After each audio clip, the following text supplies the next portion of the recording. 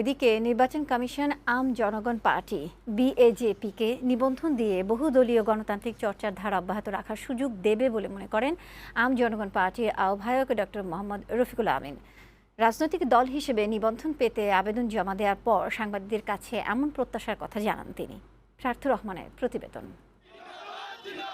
রাজনৈতিক দল হিসেবে নিবন্ধন পাওয়ার জন্য আবেদন জমা দেওয়ার শেষ দিন রোববার বিকেলে উৎসবমুখর পরিবেশে নির্বাচন কমিশন ভবনে যান আম জনগণ পার্টির নেতারা। তাদের নেতৃত্বে ছিলেন দলের প্রতিষ্ঠাতা ও আহ্বায়ক ডক্টর মোহাম্মদ রফিকুল আমিন।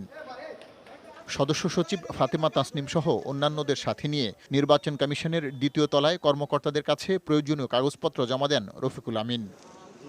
পরে সাংবাদিকদের সাথে আলাপকালে নিবন্ধন পাওয়ার বিষয়ে নিজেদের প্রত্যাশার কথা জানান মোহাম্মদ রফিকুল আমিন ও ফাতেমা তাসনিম। গণতন্ত্র চর্চা করার যে স্বাধীনতা রয়েছে সেটি আমাদের নিবন্ধন দেওয়ার মধ্য দিয়ে তারা সেটি অব্যাহত রাখবে। আমাদের দলকে নিবন্ধন দিয়ে আমাদের বাংলাদেশে রাজনীতির একটা সুষ্ঠু ধারা চালু করার জন্য সহযোগিতা করবে। নিজেদের প্রতীক হিসেবে আম জনগণ পার্টি আনারস, কলম ও ঘণ্টা চেয়েছে বলেও জানান দলের প্রতিষ্ঠাতা মোহাম্মদ রফিকুল আমিন। পার্থ রহমান, বৈশাখী সংবাদ, ঢাকা।